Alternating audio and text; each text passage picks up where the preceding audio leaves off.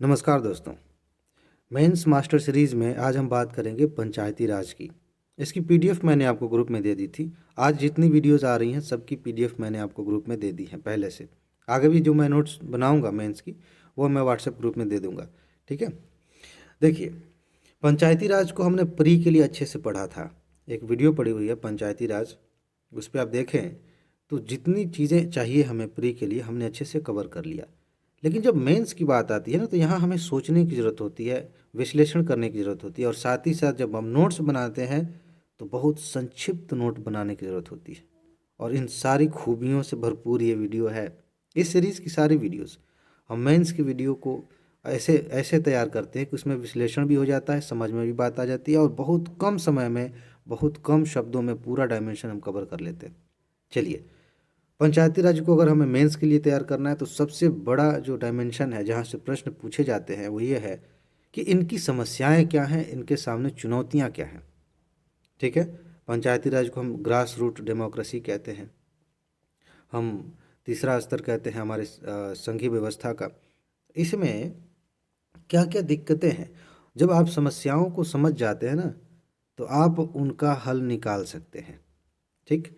इसीलिए आपको जानना ये ज़रूरी है कि पंचायती राज संस्थाओं में क्या चुनौतियां हैं, क्या समस्याएं हैं, ताकि आपसे जब पूछा जाए कि इन्हें दूर कैसे किया जाए, देश की ग्रामीण अर्थव्यवस्था को कैसे सुधारा जाए या ओवरऑल जो ग्रामीण व्यवस्था है, चाहे वो सामाजिक व्यवस्था हो, आर्थिक व्यवस्था हो, राजनीतिक व्यवस्था हो, उनको कैसे दुरुस्त किया जाए, तो आप अच्छे से उनका जवाब दे सकें, कोई बढ़िया उपाय बता सकें।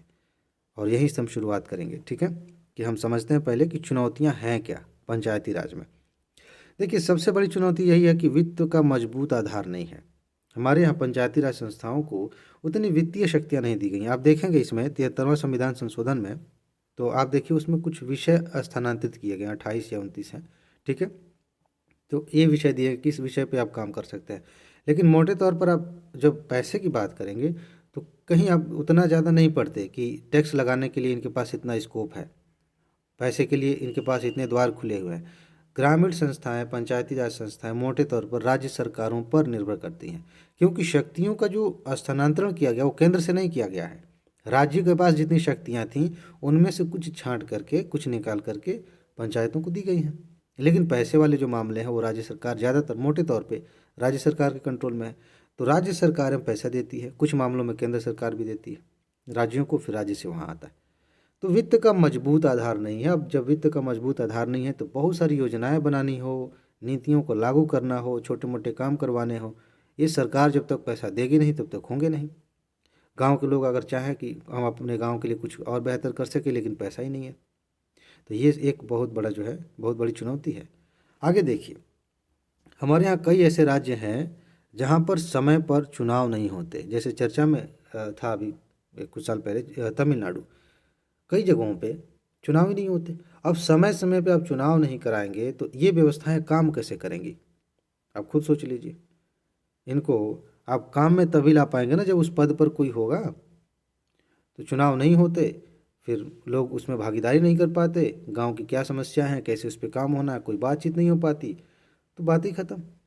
इस बड़ी चुनौती है, ये बड़ी समस्या है। इसीलिए राज्यों में, खैर आगे तो हम बात करेंगे, राज्यों में चुनाव होना चाहिए समय पे। आगे देखिए, हमने क्या किया है, जो संशोधन था उसमें व्यवस्था कर दी कि 1/3 आरक्षण होगा तीनों लेवल पे। पंचायती राज में 3 स्तर बनाए गए हैं मोटे तौर पे, तीनों लेवल पे महिलाओं के लिए आरक्षण है। बहुत अच्छी बात है। और इसके तहत बहुत सारी महिलाएं सरपंच चुन के आती हैं, ग्राम प्रधान चुन के आती हैं। लेकिन दिक्कत ये है कि अगर आप गांव से हो तो आप वैसे आप समझ जाएंगे। दिक्कत ये है कि गांव में महिला मुखिया तो हो गई, लेकिन उनका जो काम है वो कर कौन रहा है। उनका काम कर रहा है उनका पति, उनका बेटा, ऐसे परिवार का कोई पुरुष सदस्य कर रहा है। तो ये किस तरह का महिला आरक्षण है, कैसा महिला सशक्तिकरण है, कैसे महिलाओं के मुद्दों को टैकल किया जाएगा, समझ रहा है। तो महिलाओं में इस तरह से, मतलब इस तरह का आरक्षण दे करके आप देखिए जो प्रतिनिधित्व है कोई खास मायने नहीं रखता। इसके लिए अलग से भी हमें कुछ व्यवस्था करनी चाहिए। लेकिन एक समस्या तो है ही कि हमने ये सोचा था कि महिलाएं चुन के आएंगी तो महिला सशक्तिकरण होगा, महिलाओं में जागरूकता आएगी, महिला आगे बढ़कर भागीदारी करेंगी सरकारी कामों में या फिर जो भी सोशल और पॉलिटिकल काम है उनमें। लेकिन महिलाओं को उन बस नाम के लिए स्टैंप की तरह इस्तेमाल किया जा रहा है कि हाँ महिला प्रधान हो गई, बाकी काम पुरुष करेगा। तो ये हमारे यहाँ एक समस्या है। आगे देखिए, क्षेत्रीय राजनीतिक संगठनों का हस्तक्षेप। पंचायती राज संस्थाओं में खासतौर से थोड़ा सा जैसे ग्राम लेवल होता है, उसके बाद से 3 लेयर है ना, फिर से आप ऊपर जाएंगे जिला पंचायत वाला में, वहाँ देखिए तो जिला पंचायत का जो ढांचा है, जिस तरह की चीज़ें हैं, उसमें जो क्षेत्रीय राजनीतिक दल हैं उनका हस्तक्षेप बहुत ज़्यादा होता है। समझ रहे हैं? अभी देखिए मोटे तौर पे हमने पंचायती राज की बात की, लेकिन शहरी स्थानीय शासन की बात करेंगे, वहाँ भी इस तरह की चीज़ें बहुत देखने को मिलती हैं। अब जो क्षेत्रीय स्थानीय संगठन है, राजनीतिक संगठन है, वो हस्तक्षेप करेंगे, वो अपने हिसाब से कभी दबाव बना के, कभी अपनी पार्टी का दम दिखा के, और ख़ास तौर से अगर उनका संबंध सत्ता में रही पार्टी से है तब तो और ये हस्तक्षेप करेंगे, काम में बाधा बने डालेंगे, या फिर और भी ढेर सारे प्रोजेक्ट होते हैं गाँव में, विकास के कार्यक्रम होते हैं, ठेके लेने होते हैं, उन सब में इनका हस्तक्षेप होता है। और इस वजह से सही तरीके से नीतियाँ लागू नहीं हो पाती, भ्रष्टाचार बढ़ जाता है, इसकी वजह से जनता का हित नहीं हो पाता। तो यहाँ भी एक समस्या है। आगे देखिए, निर्वाचित सदस्यों और राज्य द्वारा नियुक्त पदाधिकारियों के बीच समन्वय कठिन है। ध्यान से समझिएगा, निर्वाचित सदस्यों और सरकार द्वारा नियुक्त पदाधिकारियों। आप देखें तो प्रधान तो नियुक्त होते हैं, लेकिन कुछ अलग अलग पद बनाए गए, जैसे एक सचिव होता है, इस तरह से कई सारे पद हैं पंचायती राज संस्थाओं में जिन पर बैठा हुआ व्यक्ति राज्य के सरकार के द्वारा नियुक्त होता है। ठीक है, बाकी लोग चुने जाते हैं। अब इनके बीच में सामंजस्य नहीं बैठ पाता, क्योंकि वो जो व्यक्ति सरकार ने जिसको बिठाया है, वो समझता है कि भाई हम जो कहेंगे उस हिसाब से होना चाहिए। जो व्यक्ति चुन के गया वो कहता है कि भाई जनता ने मुझे चुना है, मेरी भी बात सुनो। तो कई बार ऐसा देखा गया है कि इनके बीच में मनमुटाव कह लीजिए, समन्वय का अभाव कह लीजिए, या और भी जो भी कह रही, कहने का मतलब ये है कि अच्छे से मिलकर काम नहीं कर पाते। एक चुनौती है, समस्या है। अब देखिए, अगर इतना आपने समझ लिया तो मेन चीज़ आपने पकड़ ली। अब इसके आधार पे आप उपायों की बात कर सकते हैं।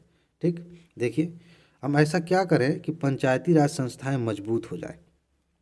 मजबूत होने में क्या क्या बातें शामिल हैं, वो राजनीतिक रूप से भी, आर्थिक रूप से भी, और अलग अलग सामाजिक स्तरों पे भी अच्छा बेहतर प्रदर्शन कर सकें।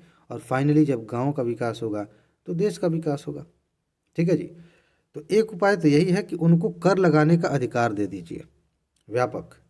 ऐसा नहीं है कि एक्स्ट्रा कर लगाना है, सरकार के पास ढेर सारे ऐसे ऑप्शंस हैं जिन पे वो कर लगाती हैं, तो उन्हीं में से कुछ विषयों को पंचायतों को दे दें कि भाई आज से हम कर नहीं लगाएंगे, इस पे आप लगाइए, इकट्ठा करिए, जो पैसा आता है उसका हिसाब हमें देते रहिए, कितना आया कहाँ से और आपने कैसे खर्च किया, लेकिन ये शक्ति आपके पास रहेगी। कितना बढ़िया है, पारदर्शी तरीके से किया जाए तो। ठीक, आगे देखिए, एक और उपाय है, और अधिक कार्यपालिका अधिकार तथा बजट आवंटन और समय समय पर विश्वसनीय लेखा परीक्षा। क्या मतलब है? 3 बातें हैं। और अधिक कार्यपालिका अधिकार, जो उनका अधिकार है, काम करने का जो अधिकार है, ठीक है, उसे थोड़ा और बढ़ाया जाए। अलग अलग क्षेत्रों में, गांव में जो भी इंफ्रास्ट्रक्चर बन रहा है उससे लेकर के पर्यावरण से संबंधित जो काम हो रहा है, रोजगार से संबंधित जो काम हो रहा है, जो भी काम करने हैं उनमें इनके अधिकार को थोड़ा और विस्तार देने की ज़रूरत है। अगली बात, बजट आवंटन। सरकारें जो बजट बनाती हैं उसमें होता है, जैसे वित्त आयोग कह देता है, राज्य वित्त आयोग होता है ना, तो कहता है कि इतना इस फार्मूले के तहत आप पंचायतों को दीजिए। तो उसमें बजट में इस तरह की व्यवस्था होनी चाहिए कि और ज़्यादा इनके पास पैसे आएँ। जब तक ये आर्थिक रूप से सशक्त नहीं होंगे तब तक बहुत कुछ खास बदलाव नहीं होगा। अगर निर्भर रहेंगे राज्य सरकारों पे तो फिर तो दिक्कत ही है। थोड़ा बहुत तो इनको स्वतंत्रता मिलनी चाहिए, थोड़ी बहुत तो इनको इस स्थिति में आना चाहिए कि ये खुद से कुछ फैसले करके, पैसे अपने खर्च करके कुछ बेहतर करें। गांव में स्कूल बनवाना है, अस्पताल बनवाना है, सड़कें बनवानी है, नालियाँ बनवानी है, या छोटे मोटे रोजगार के साधन उपलब्ध कराने हैं, ये तभी तो हो पाएगा। आगे देखिए, समय समय पर विश्वसनीय लेखा परीक्षा। अगर आप गांव से हैं तो आपको पता होना चाहिए कि सिंपल मनरेगा का एग्जाम्पल लीजिए, कितनी ज़्यादा मतलब धांधली कह सकते हैं, जो भी भ्रष्टाचार का लेवल देखिए। क्या होता है कि कुछ लोग उनका मतलब नाम भर के प्रधान जी भेज देंगे कि हाँ इन्होंने मनरेगा में काम किया है, ठीक, और उनको पता ही नहीं है, जिसका नाम लिखा गया उसे पता नहीं है। फिर उस व्यक्ति के अकाउंट में पैसा आ जाता है। प्रधान जी कहेंगे देखो तुम्हारे अकाउंट में 10,000 12,000 रुपये आए हैं, जाओ निकालो, हम वहीं हैं बगल में, निकाल कर हमें दे देना, 200-300 रुपये तुम्हें मिल जाएंगे। और ये चल रहा है, कई रिपोर्ट्स आई हैं इस पे, और बड़ी चिंता की बात है। इस तरह की बहुत सारी योजनाएं हैं जिसमें जो भ्रष्टाचार है वो चरम अवस्था में पहुंच गया है। तो समय समय पर विश्वसनीय लेखा परीक्षा भी होना चाहिए। एक होता है, आपने सुना होगा, सोशल ऑडिट। उसमें जनता खुद ही लेखा परीक्षा करती है, खुद देखती है कि कौन सी चीज़ अच्छे से हुई है, कौन सी नहीं हुई है। ठीक है। और उसमें रिपोर्ट तैयार करते समय जनता का मत भी लिया जाता है। तो जो भी उपाय करें, ये जो काम हो रहे हैं पारदर्शी तरीके से हो रहे हैं कि नहीं, इसको देखने वाला कोई होना चाहिए अच्छे से, तभी जाके ये संस्थाएं बढ़िया से काम कर कर पाएंगी।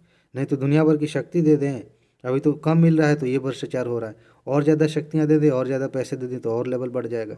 जब तक हम ये व्यवस्था ना करें कि कोई देखता रहे, समझ रहे हैं। आगे देखिए, ई ग्राम स्वराज पोर्टल एक बढ़िया पोर्टल है। एक मिनट, बाहर से आवाज़ आ रही है। हाँ जी। तो ई ग्राम स्वराज पोर्टल आप कह सकते हैं कि एक बहुत अच्छा कदम है। इसमें इसके तहत सॉरी इस तरह से ढेर सारी योजनाएं चल रही हैं सरकार की, जिसमें सरकार ना गाँवों को इंटरनेट की सुविधाएं प्रोवाइड करा रही है। बहुत सारे पोर्टल हैं जिस पे जो गांव के काम हैं वो ऑनलाइन तरीके से हो सकते हैं। बहुत सारी चीज़ें हैं।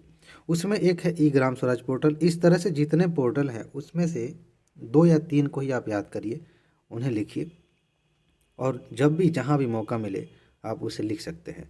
जहाँ स्पेशली उपाय वाले में आप लिखें या कंक्लूजन में लिखें कि इस तरह के कदम सराहनीय हैं, तो ज़्यादा अच्छे नंबर मिलेंगे। ठीक है।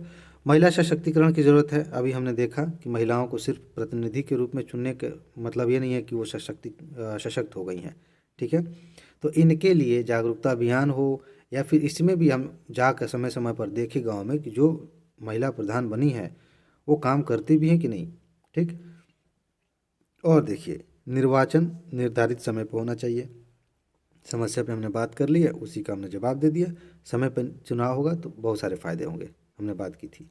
और प्रदर्शन के आधार पर रैंकिंग और पुरस्कार, ये मुझे सबसे सुंदर लगता है। इस तरह का जो है ना, जितने उपाय आप कर लीजिए किसी भी संस्था में, ये उपाय मुझे बहुत अच्छा लगता है। क्योंकि इस पर ना, इसमें ना तो आप किसी पे दबाव डाल रहे हैं, ना ही किसी की निंदा कर रहे हैं खुल के।